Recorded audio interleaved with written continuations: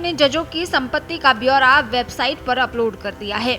सोमवार को जारी एक बयान में कहा गया कि जुडिशरी में ट्रांसपेरेंसी और जनता का भरोसा बनाए रखने के लिए ये कदम उठाया गया है। हालांकि वेबसाइट पर 33 में से केवल 21 जजों की जानकारी ही देखी जा सकती है। बाकी जजों ने ब्यौरा केवल सुप्रीम कोर्ट को सौंपा है। सुप्रीम कोर्ट ने एक रिलीज में कहा, सुप्रीम कोर्ट के फुल कोर्ट ने 1 अप्रैल 2025 को निर्णय लिया है कि कोर्ट के जजों की संपत्ति का ब्यौरा वेबसाइट पर अपलोड करके सार्वजनिक किया जाएगा। कोर्ट को पहले से मिली जजों की डिटेल्स अपलोड की जा रही हैं, बाकी जजों की जानकारी मिलने पर अपलोड की जाएगी। ये फैसला दिल्ली हाई कोर्ट के जज यशवंत वर्मा के घर से कैश मिलने के विवाद के बाद लिया गया। इतिहास में ये पहली बार है कि सुप्रीम कोर्ट के न्यायाधीशों की संपत्ति की घोषणा सार्वजनिक की गई है। इसी के तहत सीजेआई संजीव खन्ना की संपत्ति की जानकारी भी सामने आई है। सीजेआई संजीव खन्ना के पास एफडी और बैंक खातों में 55,75,000 रुपए और सार्वजनिक भविष्य निधि यानी पीपीएफ में 1 करोड़ रुपए से ज्यादा है। सीजेआई खन्ना की संपत्तियों में दक्षिण दिल्ली में 2 बेडरूम का डीडीए फ्लैट और कॉमनवेल्थ गेम्स विलेज में 4 बेडरूम का फ्लैट शामिल है। गुरुग्राम में 4 बेडरूम के फ्लैट में भी उनकी 56% हिस्सेदारी है, जबकि उनकी बेटी के पास बाकी 44% है। इसके अलावा हिमाचल प्रदेश में एक पुश्तैनी घर में भी उनकी हिस्सेदारी है।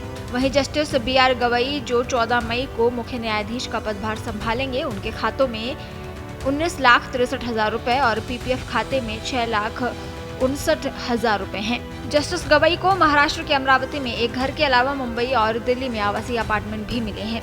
उन्हें अमरावती और नागपुर में एग्रीकल्चर लैंड भी विरासत में मिली है। उन्होंने 1.3 करोड़ रुपए की देनदारी भी घोषित की है। वहीं भारत के सबसे अमीर जज का नाम भी सामने आ गया है। सीनियर एडवोकेट से जज बने केवी विश्वनाथन भारत के सबसे अमीर जज हैं। न्यायमूर्ति केवी विश्वनाथन ने शेयरों, म्यूचुअल फंड और सावधि जमा और संबंधित उपकरणों में कुल 120 करोड़ रुपए से ज्यादा के निवेश की घोषणा की है, जिसमें अतिरिक्त 6 करोड़ 43 लाख रुपए और अन्य घोषणाओं में 1.31 करोड़ रुपए शामिल हैं।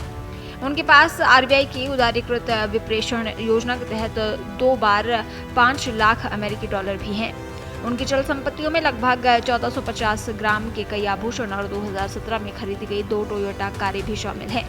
बात जस्टिस ओका की करें तो वो 24 मई को रिटायर होने वाले हैं। उनकी संपत्तियों में पीपीएफ में 92,35,000 रुपए और एफडी में 21,76,000 रुपए हैं। 2022 मॉडल की मारुति बलेनो कार और 5.1 लाख रुपए का कार लोन शामिल है। जस्टिस विक्रमनाथ ने नोएडा में 2 बीएचके अपार्टमेंट, इलाहाबाद में एक बंगला और उत्तर प्रदेश में विरासत में मिली एग्रीकल्चर लैंड की घोषणा की है। इसके अलावा उनके पास 1.5 करोड़ रुपए का इन्वेस्टमेंट भी है। वेबसाइट के अनुसार जस्टिस सूर्यकांत के पास चंडीगढ़, गुरुग्राम और दिल्ली में अपनी पत्नी के साथ संयुक्त तौर पर रेजिडेंशियल प्रॉपर्टी है। उनके इन्वेस्टमेंट में 31 एफडी रसीदें शामिल हैं। इनमें ब्याज भी शामिल है। इनकी कुल कीमत 6 करोड़ रुपए से ज्यादा है। जस्टिस बेलायम त्रिवेदी के पास अहमदाबाद के गुलबाई टेकरा मौजूद Deepti bank of India society में एक घर है। इसके अलावा नीतिबाग जजेस कोऑपरेटिव सोसाइटी अहमदाबाद में भी एक घर है। उनके पास 60 लाख रुपए म्यूचुअल फंड में, 20 लाख रुपए पीपीएफ में, इसके अलावा 50 लाख रुपए के गहने और 2015 मॉडल की मारुति कार है।